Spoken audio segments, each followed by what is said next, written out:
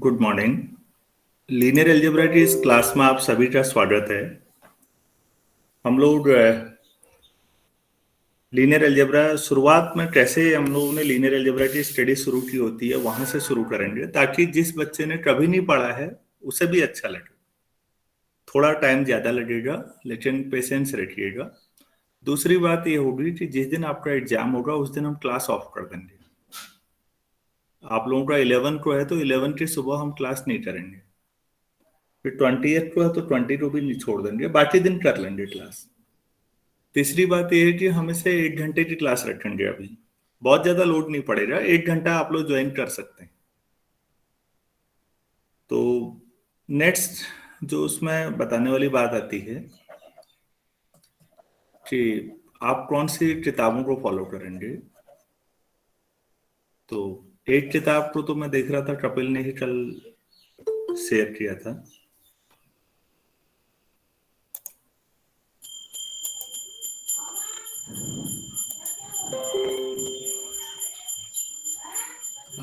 पहला हमारे पास S Kumaresan sir हैं।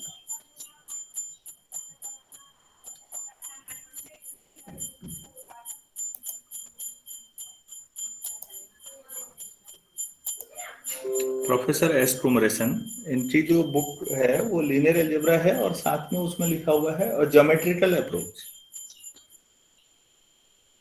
तो ज्योमेट्रिक अप्रोच हमेशा आपको मदद करती है चीजों को समझने में। दूसरा, आप लोग इस किताब को भी प्रेफर कर सकते हैं।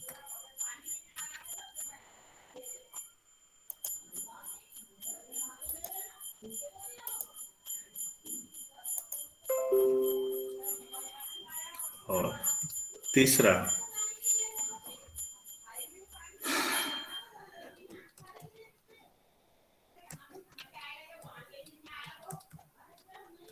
विकास बिष्ट सर की आती है बुक नरोसा पब्लिकेशन से।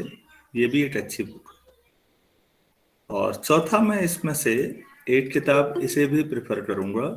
इसको एक पूरी बुक के तौर पर तो नहीं मानूंगा मैं, लेकिन क्वेश्चंस के लिए हम इसका यूज करेंगे। आर कुमार।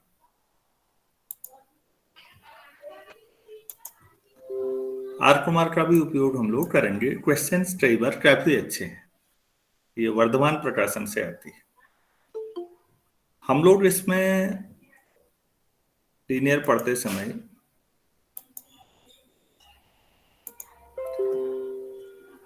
किन किन टॉपिक्स पे फोकस करेंगे, अब मैं ये बताता हूँ। मैं यूनिवर्सिटी के सिलेबस पे बहुत ज्यादा फोकस नहीं करता, मैं अपने हिसाब से चल रहा हूँ।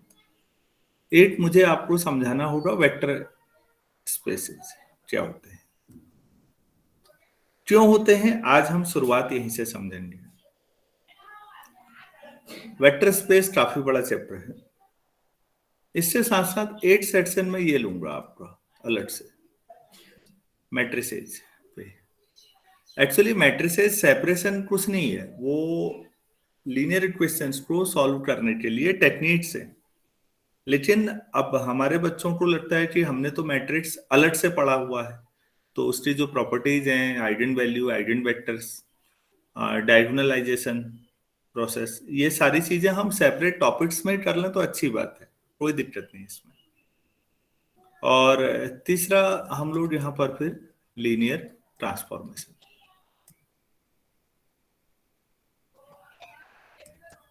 इससे आगे का लीनियर ट्रांसफॉर्मेशन के बाद नेचुरल डेवलपमेंट होता है इनर प्रोडक्ट स्पेस।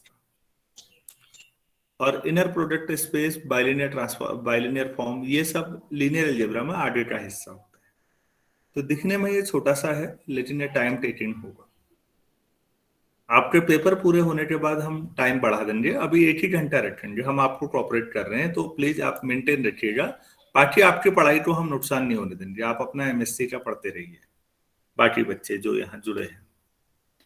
चलिए, इस नए सेशन में आप सबका स्वागत भी है।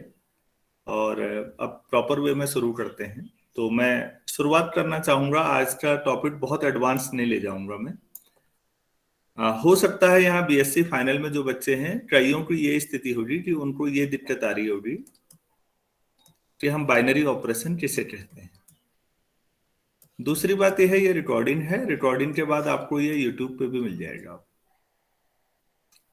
आप वहां भी इसको बाद में भी देख सकते हैं चीजों को।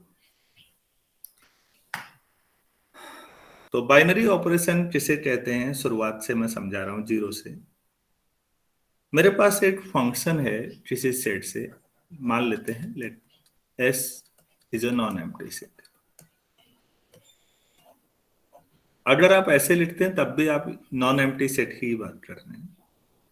अगर आप एक फंक्शन लेते हैं जो एस के दो एलिमेंट्स को लेता है और एस में ही पहुंचा रहा है, then F is a binary operation.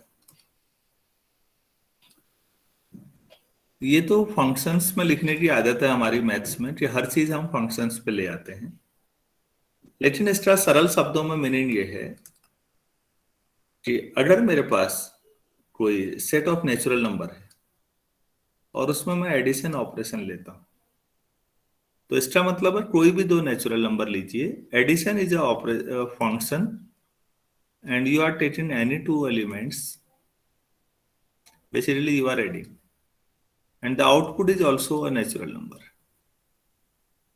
एक नेचुरल नंबर उठाइए और कोई भी दूसरा नेचुरल उठाइए और आउटपुट अगर हमेशा नेचुरल नंबर का सेट ही मिल रहा है, तो फिर ये जो ऑपरेशन है ये बाइनरी ऑपरेशन।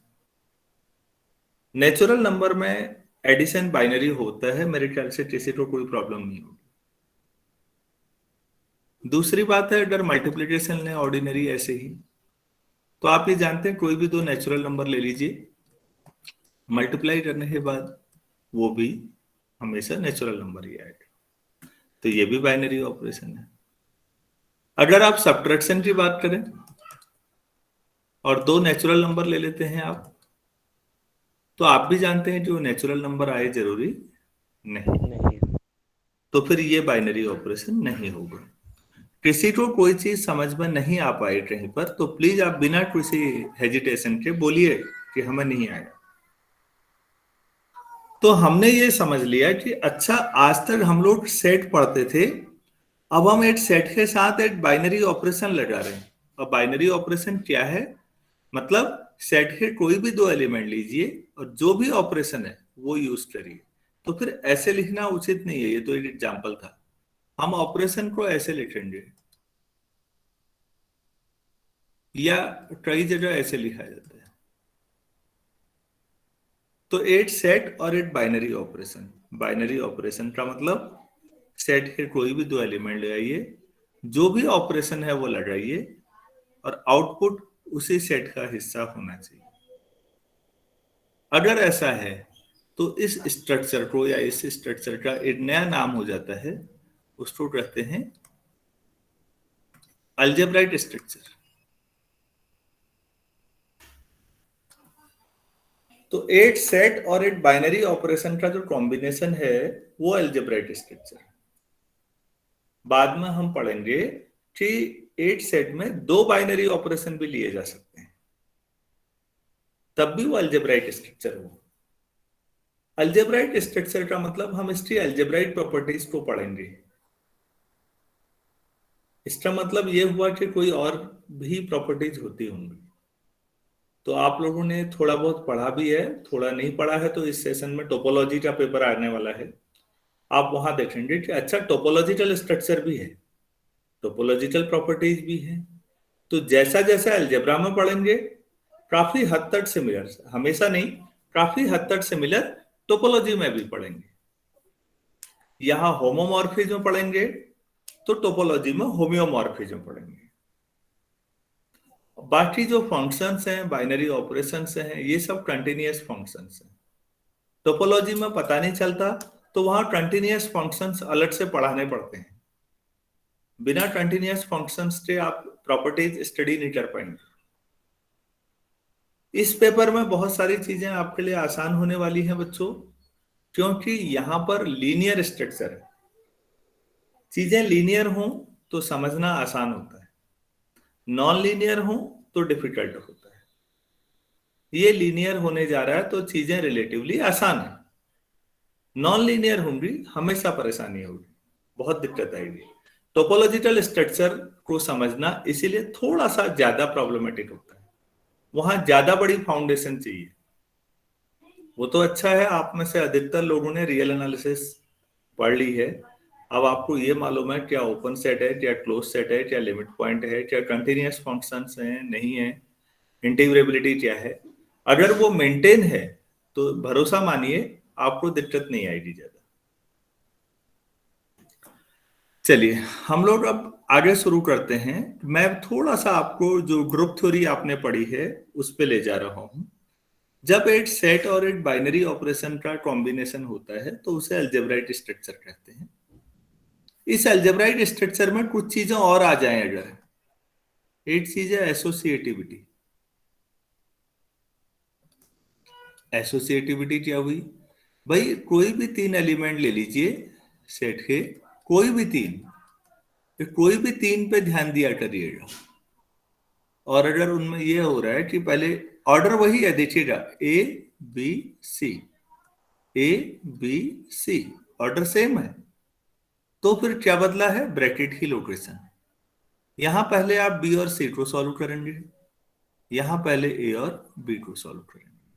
ब्रैकेट बने ही इसीलिए हैं बच्चों, ताकि हमेशा पहले ब्रैकेट के अंदर वाला सॉल्व हो। ये प्राइमरी क्लासेस से हम लोग पढ़ते हुए आ रहे हैं। तो पहले बी और सी को सॉल्व करें या पहले ए और बी को सॉल्व करें, कोई फर्क नहीं पड़ता अगर आउटपुट बराबर आ रहा है। और ये फॉर एवरी एबीसी है।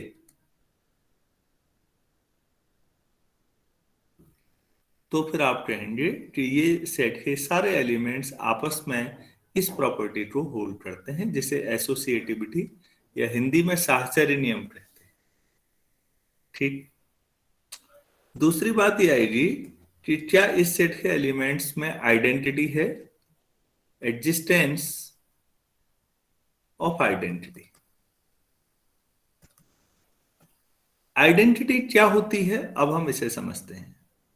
अगर आइडेंटिटी ई है तो फिर सेट के किसी भी एलिमेंट के साथ ऑपरेट करिए, या पहले आइडेंटिटी को रख लीजिए, कोई फर्क नहीं पड़ता। अगर ए ही रहता है, अगर ये है तो ये ई आइडेंटिटी है। अच्छा, चलो ऑपरेशन प्लस कर लेते हैं एग्जाम्पल के तौर पर। तो अगर मैं वन प्लस समथिंग करूं और वन ही मिलना चाहिए, तो आप खुद ही कहेंगे कि इसका मतलब आइडेंटिटी एडिशन में क्या होनी चाहिए, नॉर्मल एडिशन में जीरो होनी चाहिए। क्या इसमें किसी को कोई डाउट है? हेलो, मेरी आवाज आ रही है आप लोगों तक? Yes sir. अच्छा, अगर वन और ई में मल्टीप्लीकेशन आप कर रहे हैं तो आपको मालूम है कि वन ही होना है, आउटपुट तो वन ही आना है, तो फिर ई क्या होना चाहिए, तो आप कहेंगे ई वन होना चाहिए। इसका मतलब ऑर्डिनरी एडिशन में आइडेंटिटी का मतलब जीरो, ऑर्डिनरी मल्टीप्लिकेशन में आइडेंटिटी का मतलब वन। लेकिन बच्चों एक चीज समझिएगा, मैथमेटिक्स हमेशा जब शुरुआत होती है तो नंबर से होती है, और थोड़े ही दिनों के बाद नंबर्स बहुत छोटी चीज है, नंबर्स से आगे हम लोग यात्रा शुरू करते हैं।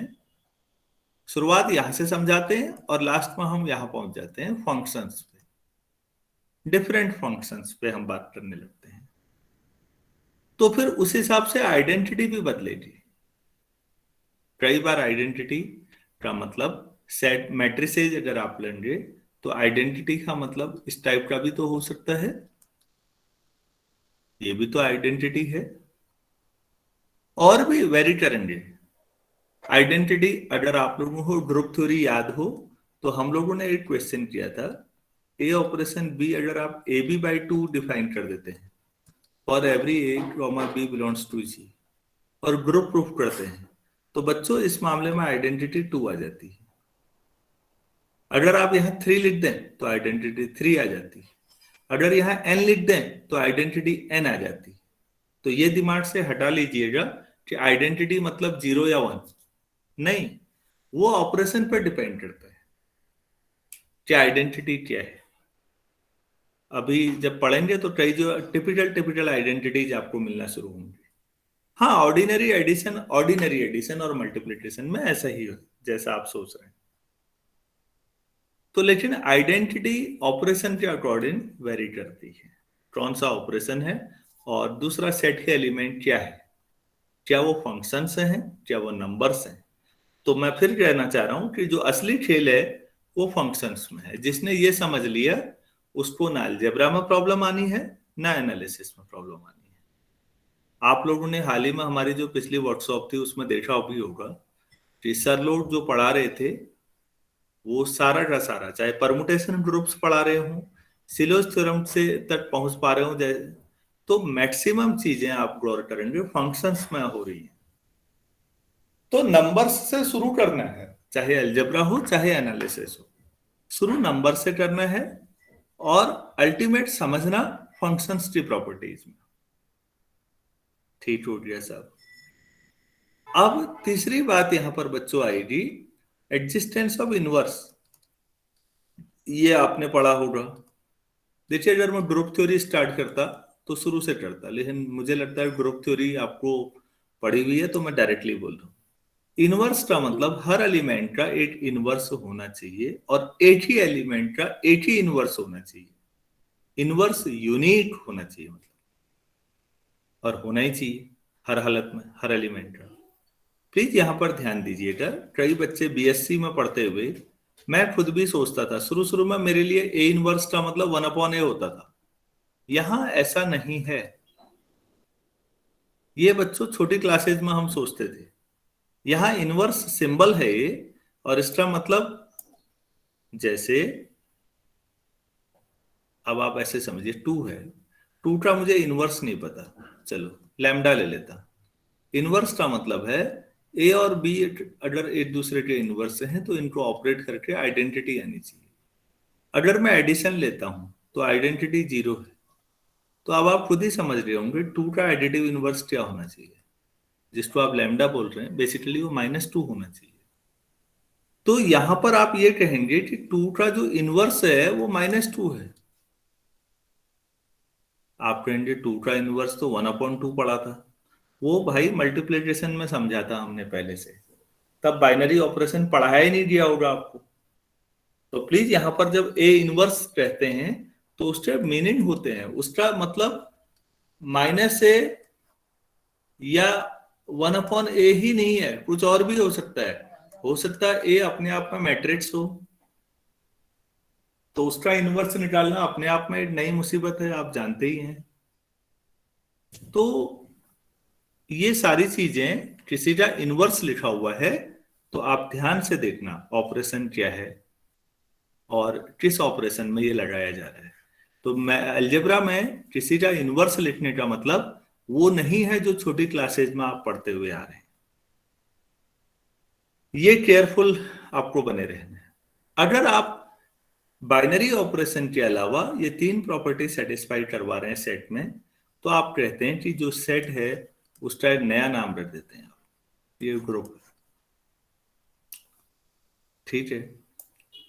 ग्रुप के बाद एक नॉर्वेजियन मैथमेटिशियन है। नॉर्वेजियन का मतलब नॉर्वे के मैथमेटिशियन, और आधुनिक दौर के महानतम मैथमेटिशियंस में से एक नील हेनरिक एबेल। आप इनके बारे में पढ़िएगा। दुनिया के सबसे ज्यादा टैलेंटेड लेकिन बदकिस्मत लोगों में से एक ये भी रहे, क्योंकि टैलेंट इतना था लेकिन काम करने का मौका नहीं मिला। 26-27 साल की एज में डेथ हो गई थी। तो एबेल उन दिनों मैट्रिक्स पे काम कर रहे थे, और मैट्रिक्स में उन्होंने एक नई चीज दी थी कि अगर कभी 2 मैट्रिक्स को आप मल्टीप्लाई करें तो पहली बात तो a इंटू बी अगर डिफाइन हो रहा है तो b इंटू ए डिफाइन होना ही मुश्किल है, जरूरी नहीं है हो जाए। और हो भी जाए दोनों डिफाइन तो जरूरी नहीं है कि दोनों बराबर है। बच्चों उससे पहले दुनिया नंबरों में सोचती थी, जैसे 2 इंटू 3, 3 इंटू 2, तो दुनिया में लगा कि यार ये तो कम्यूटेटिव हमेशा ही होता है। एबेल ने कहा नहीं, कई जगह ऐसी चीजें हैं, फंक्शंस में भी हैं ऐसी चीजें जहां कंपोजिशन या प्रोडक्ट कम्यूटेटिव नहीं होता। तो एबेल ने ग्रुप्स को 2 हिस्सों में बांट दिया यहां पर। एक वो जो कम्यूटेटिव है और एक वो जो नॉन कम्यूटेटिव है। नॉन कम्यूटेटिव बच्चों बहुत बड़ा रिसर्च फील्ड है, दोनों ही बड़े रिसर्च फील्ड है।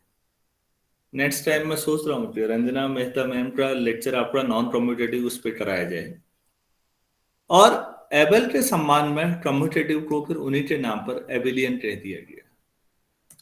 तो मतलब वो सारे ग्रुप्स जो कम्यूटेटिव भी होते हैं, ग्रुप तो है और कम्यूटेटिव हैं, तो वो एबेलियन ग्रुप कहलाते हैं एबेल के नाम पर।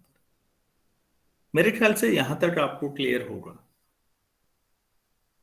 उसके बाद मैं लीनियर अलजेब्रा में एक बेसिक दूसरा पॉइंट समझाना चाह रहा हूं आपको, नोट करके। अब देखिए, हम लोग जब छोटी क्लासेज में थे तो A X plus B Y plus C equal to 0, या a1x b1y c1 और a2x plus b2y plus c2 equal to 0, तो हम 7th 8th में इनको सॉल्व किया करते थे। हमें कोई दिक्कत नहीं आई। कभी सिंगल वेरिएबल में थे, कभी दो वेरिएबल एक्स और वाई हैं, कभी तीन वेरिएबल एक्स वाई जेड में भी सॉल्व किया। तब मैथमेटिशियन को लगा कि क्या इसका जनरल मेथड नहीं हो सकता, क्योंकि हो सकता है मेरे पास ऐसी इक्वेशंस हो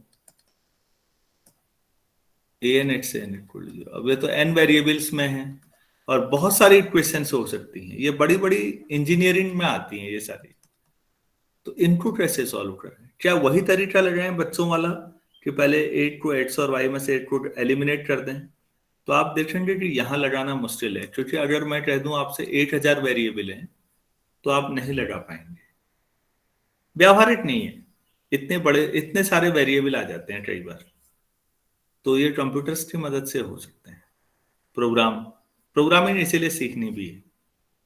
दूसरी बात यह है कि यहां से मैट्रिक्स थ्योरी डेवलप होती है और वो चीजों को काफी आसान करती है। ठीक है, मैट्रिक्स थ्योरी हम जरूर पढ़ेंगे, और उसमें 8000 वाला तो नहीं पढ़ेंगे, खैर ये बहुत बड़ा हो गया। अभी भी इतना बड़ा तो बिना प्रोग्राम के कर पाना पॉसिबल नहीं है। इसके लिए अच्छी प्रोग्रामिंग होनी चाहिए। इसीलिए मेरा अपना मानना है एमएससी तक आते आते बच्चों को प्रोग्रामिंग 8 लैंग्वेज ऐसी जरूर आनी चाहिए। उन्हीं का भला होगा, वो जहां भी जाएंगे उन्हें प्रॉब्लम नहीं आएगी। अगर आपको पास ऐसा सोचना है तो पेपर्स के बाद आप जरूर करिएगा ऐसा, जब भी समय मिले कम से कम सी लैंग्वेज पे जरूर जाइएगा। लोग कहते हैं कि हम नए नए सी पे क्यों जाए, हम सी प्लस प्लस सीख लेंगे, हम जावा सीखते हैं, हम वो सीख लेते हैं, पाइथन। और मैं अभी भी आपसे रिक्वेस्ट कर रहा हूँ, सीखनी है तो सी सीखिएगा पहले। एक बार सी पे कमांड हो जाएगी, बाकी फिर ये ऐसा है जैसे साइकिल चलानी आ जाए ना, तो बाकी टू व्हीलर कोई भी चला लें आप, ज्यादा दिक्कत नहीं आएगी। पहले बैलेंस बनाना तो सीखिए, तो पहले साइकिल चलाना सीखिए। वैसा ही ये भी है। सी पे आपके पास होंगे कोई ना कोई लोग आपके दायरे में, कोई ना उनसे सीखिए। अगर किसी को नहीं पता है कि किस कहाँ सीखना चाहिए तो फिर आप मुझसे पर्सनल संपर्क कर लीजिए, मैं बता दूंगा बाद में आउट ऑफ क्लास। सी जरूर सीखिएगा। सी सीखने के बाद मैं फिर कह रहा हूँ आप किसी लैंग्वेज को सीखिए, और अल्टीमेट आप जरूर इसको जरूर सीखिएगा भविष्य में, पाइथन। आज के दौर में मुझे नहीं लगता फिर आपको किसी और लैंग्वेज की जरूरत पड़ेगी प्रोग्रामिंग में। आप अच्छा खासा काम कर ले जाएंगे जहां भी जाएंगे।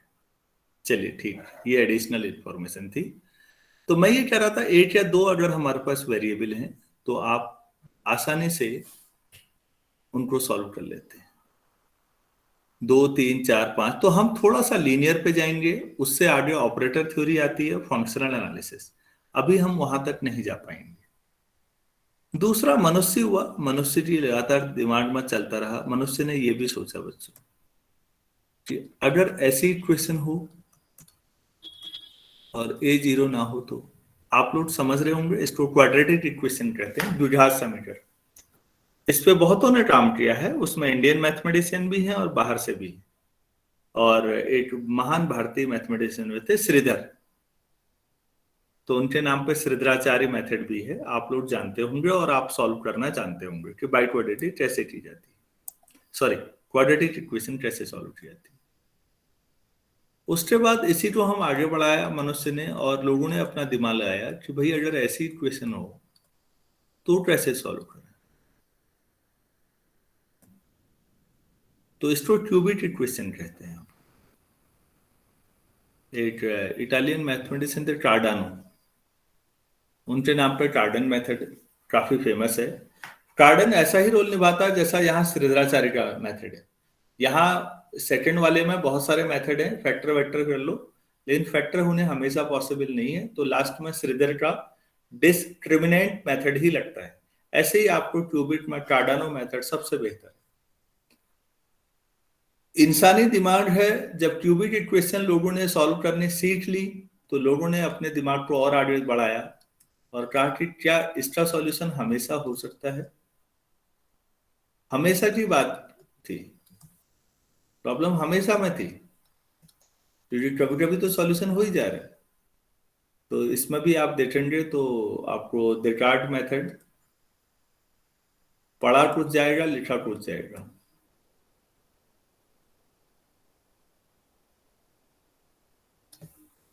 बाय क्वाड्रेटिक के लिए फेरारी मेथड, और भी मेथड है जिससे आप सॉल्व करते हैं चीजों को। तो ये आपके पास बाय क्वाड्रेटिक इक्वेशन को सॉल्व करने के तरीके हैं। उस दौर में, मॉडर्न मैथमेटिशियन के दौर में, उसके बाद फिर मैथमेटिशियन इस पे लगे, fifth degree, six degree and so on, इनके पीछे पड़े रहे कि इसका सॉल्यूशन कैसे निकलेगा। तो फिफ्थ डिग्री की जो इक्वेशंस आई बच्चों, उसको इन जनरल सॉल्व करने का कोई मेथड मिल ही नहीं पाया। लोगों ने बहुत सालों तक कोशिश की, बहुत सारे दिग्गज लगे रहे आधुनिक दौर के। कभी रिंग थ्योरी पढ़ाने का मौका मिलेगा तो हम थोड़ा इसको ज्यादा डिटेल में ले जाएंगे। ये लेकिन कोई भी मेथड नहीं खोज पाया। उस दौर में ही फिर एबेल का रोल आता है। इन्होंने एक थ्योरम प्रूव कर दी कि फिफ्थ डिग्री या उससे हायर डिग्री के लिए कोई जनरल फॉर्मूला डिराइव करना पॉसिबल ही नहीं है। तो झंझट ही खत्म हो गया जब थ्योरम ही प्रूव हो गई। तो इसका मतलब फिफ्थ या उससे हायर के लिए अब आपके पास जनरल मेथड नहीं आ सकता कोई ऐसा। तो हम क्या कर रहे थे, इक्वेशंस को सॉल्व करने की कोशिश कर रहे थे हायर डिग्री को, और सफलता नहीं मिलती, कोई जनरल मेथड नहीं मिलता। लेकिन इंसान के साथ एक बड़ी शानदार चीज है, अधिकतर लोग भले ही हार मान जाएं, कुछ लोग हार नहीं मानते। इसमें एक फ्रेंच मैथमेटिशियन आते हैं, और ये जो भी लिखा जाए, लेकिन जब भी प्रोनाउंसिएशन होगा तो आप ये कहेंगे, गैलोवा। आधुनिक मैथमेटिक्स में वन ऑफ द बेस्ट, क्या ऑलमोस्ट बेस्ट ही मानेंगे आप इसे, गॉस के बाद में इसी को मानता हूं टक्कर में, गैलोवा, जो 21 ईयर की एज में मारे गए। इसके बावजूद extra ordinary word. Ring theory अपने आप में शानदार ब्रांच है, और रिंग थ्योरी का डेवलपमेंट इक्वेशन सॉल्व करने के लिए अल्टरनेटिव वे में गैलोवा ने ही स्टार्ट किया। आज गैलोवा, स्प्लिटिंग फील्ड, गैलोवा थ्योरी अपने आप में पूरी है। कभी अगर कोई पूछे कि रिंग थ्योरी का डेवलपमेंट किस, शुरुआत कैसे हुई, मतलब किस उद्देश्य से हुई, एबेल की थ्योरम के बाद गैलोवा ने यहां से स्टार्ट किया। आप लोगों ने रिंग थ्योरी में एक पॉलिनोमियल सॉल्व नहीं किए होंगे शुरू में, लेकिन अगर आप शुरुआत में रिंग के टूल्स समझ जाते हैं तो आगे एक सेक्शन आ जाएगा, और काफी इंपॉर्टेंट सेक्शन है,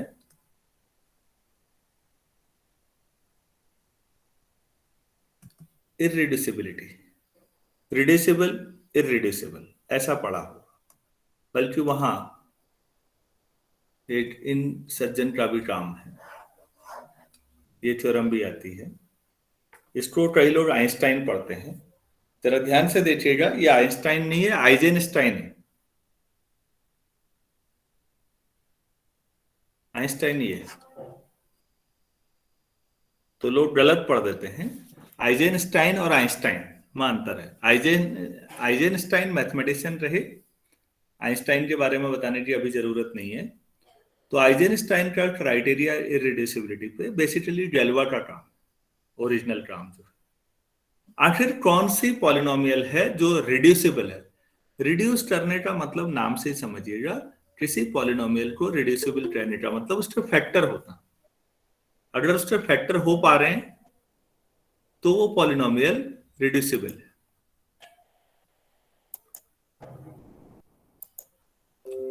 और अगर उसके फैक्टर नहीं हो पा रहे हैं तो वो इररिड्यूसिबल है। तो फैक्टर करना का मतलब ही तो रूट निकालना है। आप सोचिएगा, अगर मैं एक सिंपल सा एग्जांपल लूं, x² - 5x + 6, और मैं इससे फैक्टर कर दे रहा हूं, तो क्या मैंने इसको रिड्यूस नहीं कर दिया? अब मैं इसके रूट तो सीधे ही बता दूंगा ना कि 2 और 3 है। क्या इससे सहमत है आप लोग? Yes sir. बीएससी वाले बच्चों को समझ में यस आ रहा सर। होगा। मैं आपके हिसाब से अपनी स्पीड कम कर रखी है बहुत ज्यादा, तो प्लीज आप ध्यान से देखिएगा, समझिएगा। तो रिड्यूसिबल या इरिड्यूसिबल से आप पॉलिनोमियल के रूट्स निकाल सकते हैं। तो अच्छा, रूट्स निकालने का ये वाला मेथड अपना लिया फिर। तो इसीलिए रिड्यूसिबिलिटी या इरिड्यूसिबिलिटी, गैल्वा थ्योरी अपने आप में शानदार पेपर है।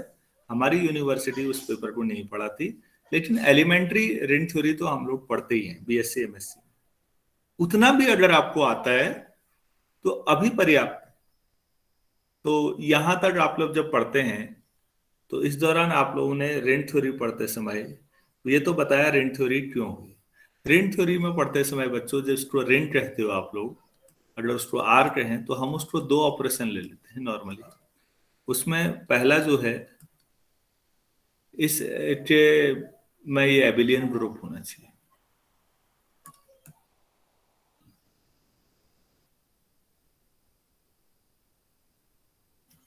और दूसरा आप लोगों ने ये पढ़ा होगा इसमें कि जो अब एडिशन में, अगर तो ये हो गया, मल्टीप्लिकेशन में क्या क्या होना चाहिए।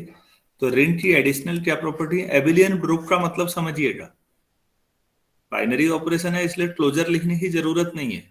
एसोसिएटिविटी, आइडेंटिटी और इनवर्स, और एबिलियन है तो कम्यूटेटिव। एडिशन में, मल्टीप्लिकेशन में क्या क्या होता था, कोई स्टूडेंट बताना चाहेंगे?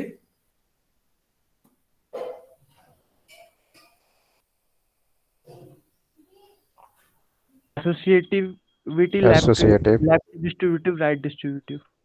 Very good. एसोसिएटिव और डिस्ट्रीब्यूटिव, अगर ये दो हैं, डिस्ट्रीब्यूटिव में दोनों हो गए, लेफ्ट और राइट। अगर ये दो प्रॉपर्टी हैं तो ऐसे स्ट्रक्चर को आप कहते हैं जिसमें एबिलियन एडिशन में हो पहले ऑपरेशन में, और दूसरे ऑपरेशन के तहत ये दो प्रॉपर्टी। फिर आपने रिंग को कुछ और भी बोला होगा। रिंग में कुछ खास तरह की प्रॉपर्टीज को कहा होगा। एक शब्द आया होगा, रिंग विद यूनिटी।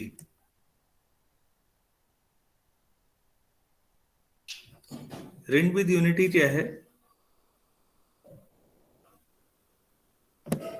मल्टीप्लिकेशन में आइडेंटिटी एग्जिस्ट करे। अच्छा बच्चों, यहाँ पर कई लोग ये मानते हैं कि मल्टीप्लिकेशन में आइडेंटिटी, जैसे अभी बात हुई थी कि नॉर्मली जब इंटीजर लेंगे आप तो a इंटू 1 ए ही आ जाएगा। तो फॉर एवरी ए इंटीजर अगर आप ले रहे हैं तो फॉर एवरी इंटीजर, तो आपको लगता है कि ठीक है मल्टीप्लिकेशन यूनिटी मतलब 1, लेकिन ऐसा नहीं है। जैसे आइडेंटिटी मतलब 1 नहीं है हमेशा। आप एक बात बताइए, मेरे पास ये एक एलिमेंट है और मैं इसको इससे मल्टीप्लाई कर रहा हूं, क्या आएगा जरा बता सकते हैं आप लोग? सोचिए।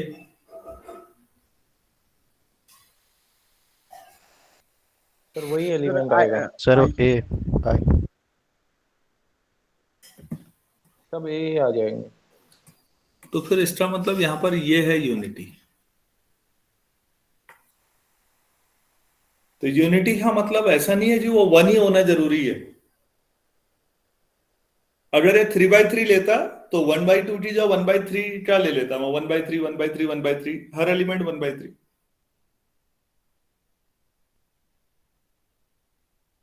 तो अगर किसी के दिमाग में ये है कि ये यूनिटी है और तो यूनिटी का मतलब 1 होता है, तो गलत है। यूनिटी ऑपरेशन के हिसाब से डिफाइन होती है कि ऑपरेशन क्या है। ऐसा भी हो सकता है कि रिंग के पास यूनिटी हो और रिंग का सबसेट जो सब रिंग हम बाद में दिखाते हैं उसमें ना हो। इस तरह की बहुत सारी चीजें रिंग थ्योरी में आती हैं, वो आप पढ़ सकते हैं। मेरा उद्देश्य ये था कि रिंग ऐसी भी होती है जिसमें यूनिटी हो। रिंग विदाउट यूनिटी भी हो सकती है, रिंग विद यूनिटी भी हो सकती है। एक रिंग होती है कम्यूटेटिव रिंग। ये क्या होती होगी भाई? कौन से कम्यूटेटिव की बात हो रही है, एडिशन में या मल्टीप्लिकेशन में? मल्टीप्लिकेशन। मल्टीप्लिकेशन। सर हाँ, मल्टीप्लिकेशन में। वेरी गुड बच्चों, मल्टीप्लिकेशन में कम्यूटेटिविटी। क्यों? क्योंकि एडिशन में कम्यूटेटिविटी तो सभी रिंग में होती है। आपने कहा कि पहले ऑपरेशन में तो हर रिंग एबिलियन है,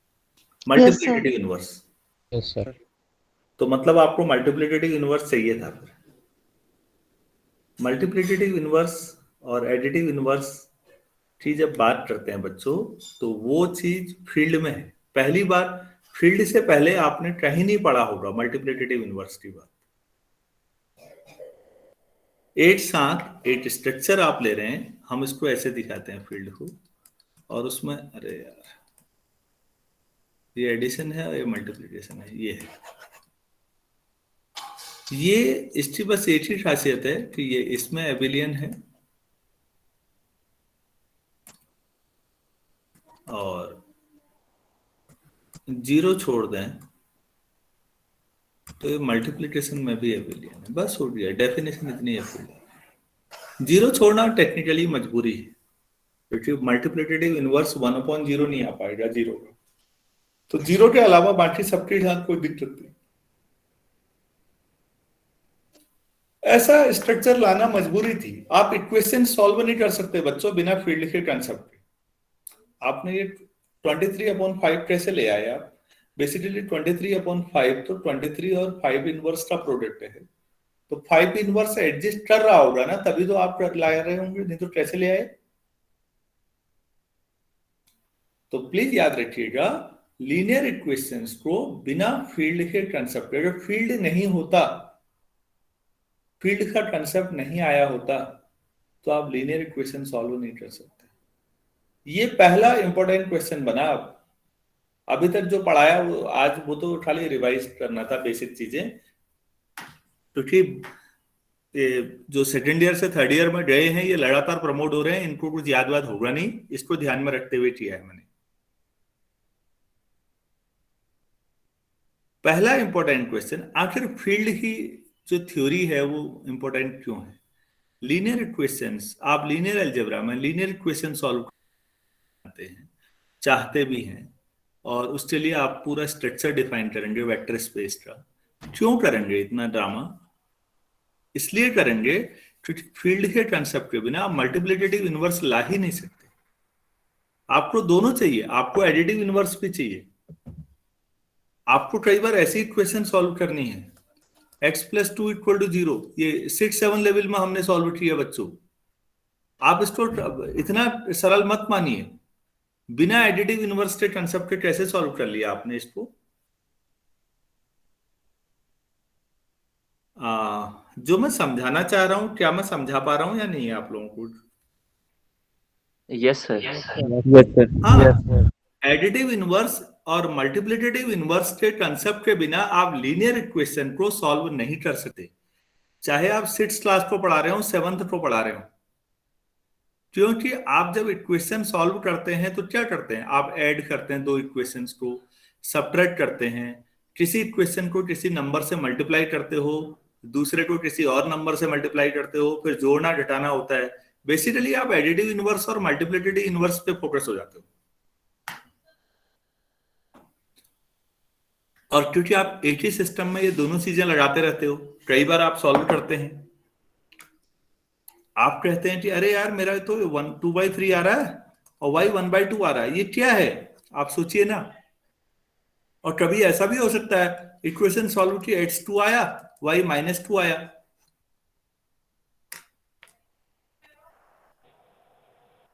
तो आप एक ही सिस्टम ऐसा होना चाहिए, क्योंकि एक ही लीनियर इक्वेशन का सिस्टम होता है, आप उसे सॉल्व करते हैं। आपको एक ऐसा सिस्टम चाहिए जिसमें दोनों प्रॉपर्टी होल्ड करती हो, एडिटिव इनवर्स भी मल्टीप्लिकेटिव भी। आप बताइए ना, ऐसा कौन सा सिस्टम है फील्ड के अलावा? सभी बच्चों को समझा पाया मैं? Yes sir.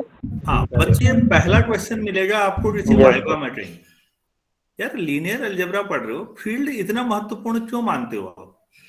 क्यों मानते हो का मतलब, फील्ड की लोग क्या करते हैं, फील्ड की डेफिनेशन बताना शुरू कर देते हैं। अरे भाई डेफिनेशन नहीं पूछी थी, किसी ने नहीं कहा आप फील्ड की डेफिनेशन बताओ, वो सबको मालूम है कि याद करके आए होगे। फील्ड के बाद ही वेक्टर स्पेस का स्ट्रक्चर क्यों डिफाइन करते हो? सारी कहानी तो यहां टिकी पड़ी है।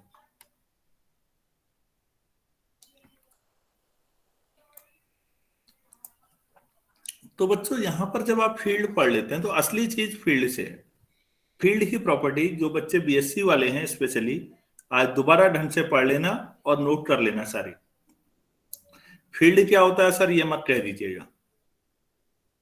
फील्ड अगर आपको क्लियर है तो वेक्टर स्पेस में आपको कोई भी दिक्कत नहीं आने वाली है कहीं।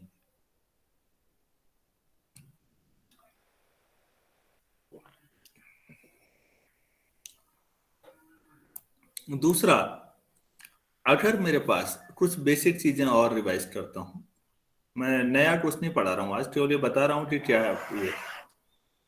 मेरे पास ग्रुप है, तो मेरे पास एक मैंने सोचा सब ग्रुप लिया जाए। तो सब ग्रुप को हम ऐसे दिखाते हैं, ऐसे दिखाते हैं, कई लोग ऐसे भी दिखाते हैं, ठीक है, कोई फर्क नहीं पड़ता। इसमें ध्यान रखिएगा जो ऐसा होगा,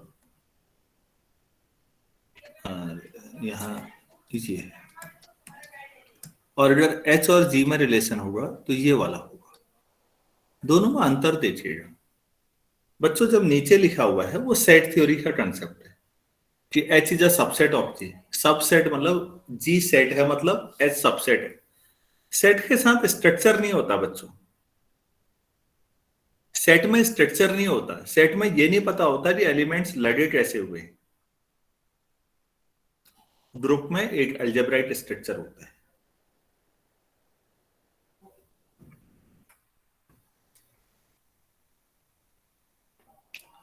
आप ये बताइए, मैंने रियल नंबर्स का ले लिया एडिशन में, ये ग्रुप है या नहीं?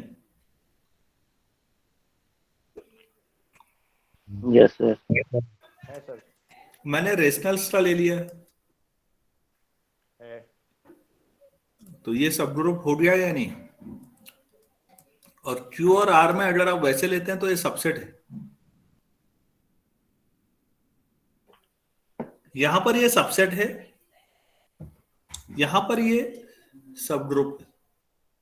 ये स्ट्रक्चर को दिखा रहा है, इसमें कुछ प्रॉपर्टीज हैं, यहां कोई आता पता नहीं है। इसी तरह से आप टोपोलॉजी में टोपोलॉजिकल प्रॉपर्टीज के बेस पे टोपोलॉजिकल स्पेस और सब स्पेस की बात करेंगे, वहां भी टोपोलॉजिकल सब स्पेस। अभी तो वेक्टर स्पेस में बात करेंगे, वेक्टर सब स्पेस। तो इसी तरह से जब रिंग पढ़ेंगे तो रिंग का सब रिंग भी आएगा। फील्ड पढ़ेंगे तो सब फील्ड भी आएगा, फील्ड में सब फील्ड भी आएगा। और अब हम लोग जो यहां पढ़ेंगे कल से वेक्टर स्पेस पढ़ेंगे तो सब स्पेस आएगा उसी तरह से। सब वर्ड का मीनिंग समझिए, छोटा सेम ऑपरेशन। आप यहां क्यू के साथ मल्टीप्लिकेशन नहीं ले सकते, प्लीज ध्यान दीजिए ये वाला कि क्यू में मल्टीप्लिकेशन ले रहे हैं, अब ये गलत हो जाएगा। ऑपरेशन सेम रहना चाहिए। सब का मतलब है कि एलिमेंट संख्या में कम है बस। और एलिमेंट्स में एक चीज और महत्वपूर्ण चीज आप रिंग थ्योरी में पढ़ते होंगे, और उसको कहते हैं बच्चों आइडियल। आप में से कोई स्टूडेंट उसकी डेफिनेशन बताना चाहेंगे आइडियल की?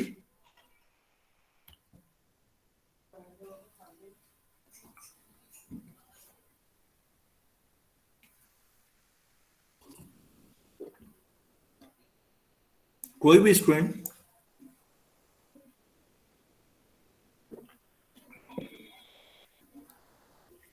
एमएससी वाले बच्चे भी हैं यहाँ तो? सर सपोज आर कोई रिंग है with respect to operations plus and multiplication, so R plus एक सब ग्रुप होना चाहिए। सॉरी, एच अगर कोई उसका सब ग्रुप है तो एच प्लस एक सब ग्रुप होना चाहिए। एंड अगर हम एक एलिमेंट ले लें एच से और एक एलिमेंट ले लें आर से, तो ए आर भी एच में बिलोंग करना चाहिए। बिल्कुल। बच्चों ये एच है और ये आर है। एक एलिमेंट यहां से उठाया, एक एलिमेंट यहां से उठाया, ये प्रॉपर्टी हो रही है, सब रिंग की प्रॉपर्टी है।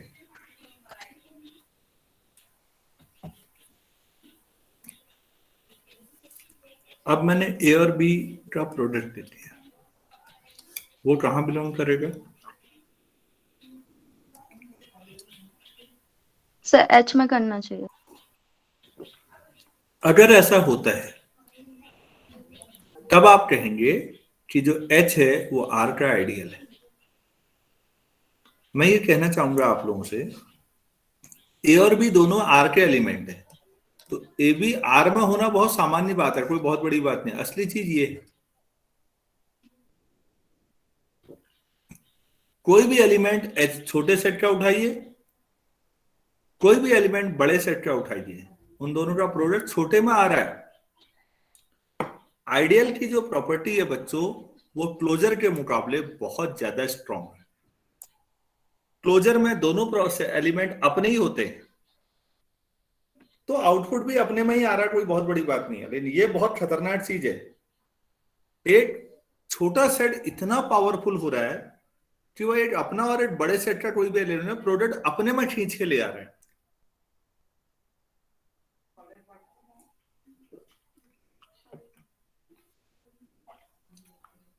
खुद में खींच के लाना, एलिमेंट खुद में खींच के लाना, ये दूसरों के लिए आदर्श है, क्योंकि ये बहुत टफ सिचुएशन काम करता है। आइडियल की प्रॉपर्टी, दूसरा क्वेश्चन किसी भी वाइवा के लिए, कि आइडियल आखिर क्लोजर के मुकाबले ज्यादा स्ट्रॉन्ग क्यों है? क्यों? समझा पाया क्यों है? Yes sir. Yes, sir. Yes sir. Yes sir. Yes sir. इसका ठीक उल्टा हम पढ़ेंगे, काफी हद तक उल्टा, एग्जैक्ट उल्टा नहीं, ठीक नहीं, वेक्टर स्पेस मेट्रल स्केलर मल्टीप्लिकेशन।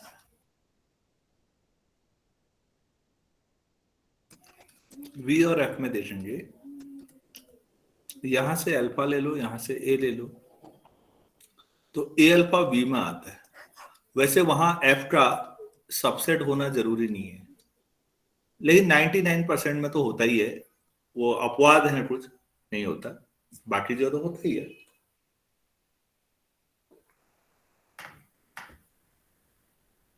तो ये उल्टा है, यहां बड़े सेट में आ रहा है प्रोडक्ट वी और एफ में से वेक्टर स्पेस में, कोई खास बात नहीं है इसीलिए। लेकिन आइडियल की सिचुएशन लाजवाब है। इसीलिए जब एमएससी के बच्चे यहाँ बैठे हुए हैं, उन्हें रिंग थ्योरी पढ़ी होगी, तो बेसिकली उन्हें आइडियल पे बहुत फोकस किया होगा। Ideal, left ideal, right ideal, ideal का प्रोडक्ट, आइडियल का सम, उसके बाद prime ideal, principal ideal, maximal ideal, एक बड़ा हिस्सा तो यही खा जाता है रिंग थ्योरी का।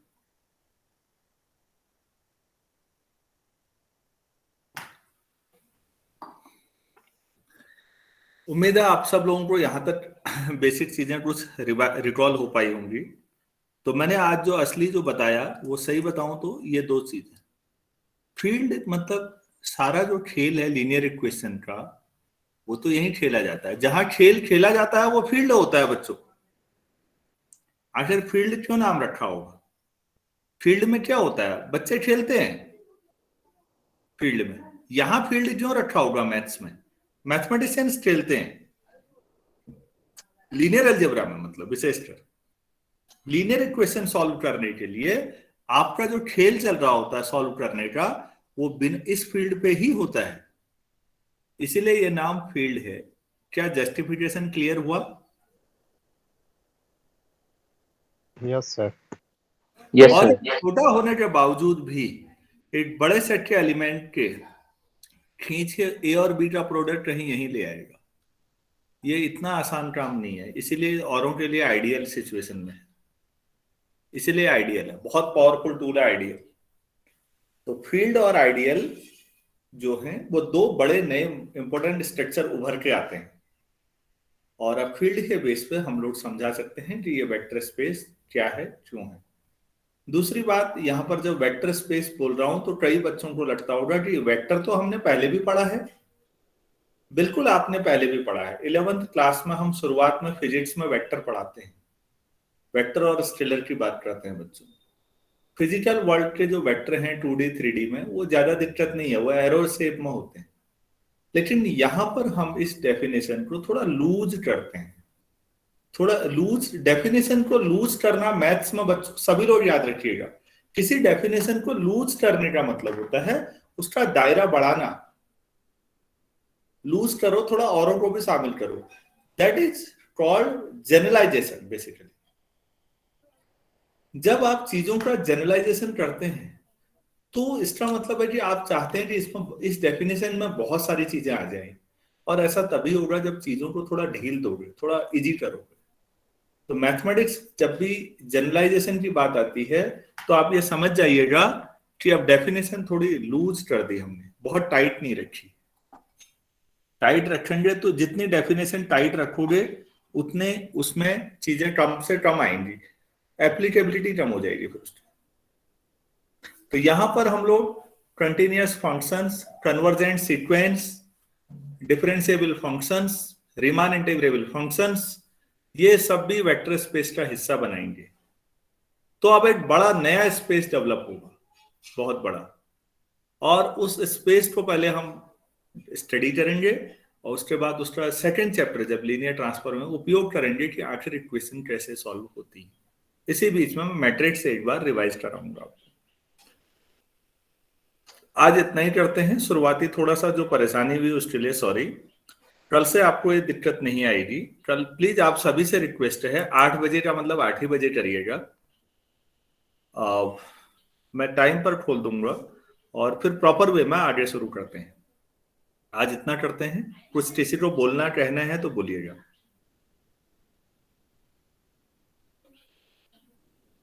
नहीं, thank you. Thank you sir. Thank you sir.